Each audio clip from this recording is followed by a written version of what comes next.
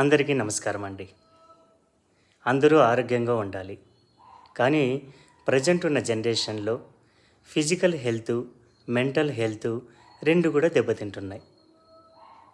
దేనివల్ల? Because of stress.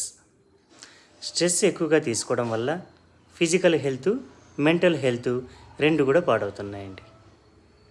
మరి stress ఎలా వస్తూ ఉంది? స్ట్రెస్ మనము ఎలా తీసుకుంటున్నాం? ప్రాబ్లమ్స్ వల్లనండి. ఆ ప్రాబ్లమ్స్ని మనం నల్లిఫై చేసుకోలేమా? ప్రాబ్లమ్స్ని తగ్గించుకోలేమా? ప్రాబ్లమ్స్ని తగ్గించుకోగలిగితే మనము స్ట్రెస్ ఉండదండి. ఎప్పుడైతే స్ట్రెస్ ఉండదో అప్పుడు మనము ఫిజికల్ హెల్త్, మెంటల్ హెల్త్ బాగుండి ఆరోగ్యంగా ఉంటాం.